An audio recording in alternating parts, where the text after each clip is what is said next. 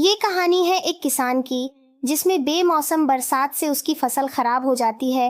रामू काका गीले खराब हो चुके गेहूं के ढेर के पास बैठे हैं। उनके चेहरे पर गहरी चिंता और निराशा है। वह हाथ में कुछ दाने लेकर उदास होकर देखते हैं। रामू काका मन ही मन बुदबुदाते हुए उदास स्वर में कहते हैं, पूरे 6 महीने की मेहनत रात दिन एक कर दिया। सोचा था इस बार अच्छा मुनाफा होगा, पर इस बेमौसम बारिश ने सब खत्म कर दिया।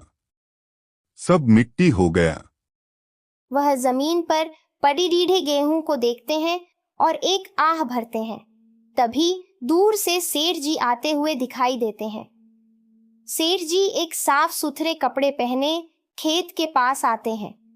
उनके चेहरे पर हल्का सा स्वार्थ दिखता है। सेठ जी कहते, क्या हाल है रामू काका?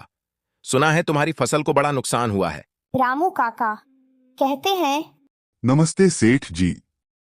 हाल क्या बताऊं, आप तो देख ही रहे हैं। भगवान की मार पड़ गई। पूरा गेहूं पानी में भीग गया, अब सड़ने लगा है। सेठ जी, हम नुकसान तो हुआ है। ये गेहूं अब मंडियों में सही दाम पर नहीं बिकेगा। नमी बहुत ज्यादा है, क्वालिटी भी गिर गई। रामू काका कहते हैं, सेठ जी, मुझे कुछ समझ नहीं आ रहा।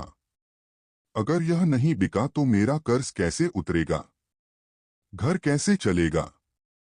पिछली बार आपने जो दाम दिया था उससे भी कम मिलेगा क्या? सेठ जी जानबूझकर अपनी शर्ट पर मिट्टी का दाग देखते हुए, देखो काका, मैं सीधा बोलता हूं, यह माल बहुत जोखिम भरा है। इसे सूखा कर छांट कर फिर बेचना पड़ेगा। उसमें मेरा खर्चा और मेहनत दोनों लगेगी। मंडी में इसका कोई खरीदार नहीं मिलेगा। लेकिन मैं तुम्हारी थोड़ी मदद कर सकता हूं।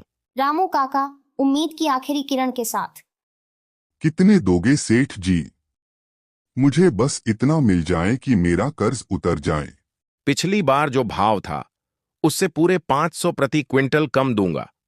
इससे ज्यादा मैं एक पैसा नहीं दे सकता।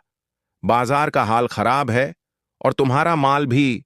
रामू काका का चेहरा उतर जाता है। वह हैरान और टूटी हुई आवाज में बोलते हैं, 500 रुपए कम? सेठ जी, इतना कम दाम? यह तो लागत भी नहीं निकलेगी। मैं लुट जाऊंगा। लुटने से तो अच्छा है कि कुछ तो मिल जाए काका। अगर यह माल यहीं पड़ा रहा तो 2-4 दिन में सड़ जाएगा। फिर तो एक पैसा भी नहीं मिलेगा। मेरी मानो, मैं तुम्हें अभी नकद पैसे दे देता हूं। कम से कम नुकसान तो रुक जाएगा। रामू काका गहरी सांस लेते हैं। उनके पास कोई और विकल्प नहीं है। उनकी आंखें नम हो जाती हैं। रामू काका हार मानकर भारी आवाज में, ठीक है सेठ जी, मेरी किस्मत में यही लिखा था। ले जाइए।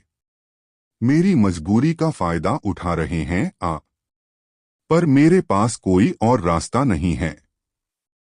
सौदा पक्का? समझदारी से काम लिया काका। मैं अभी आदमी भेजता हूं, पैसे ले लेना। सेठ जी तेजी से वहां से चले जाते हैं। रामू काका वापस गेहूं के ढेर के पास बैठ जाते हैं और खाली आंखों से आसमान की ओर देखते हैं, जहां बादल अब भी मंडरा रहे हैं। प्लीज लाइक और सब्सक्राइब।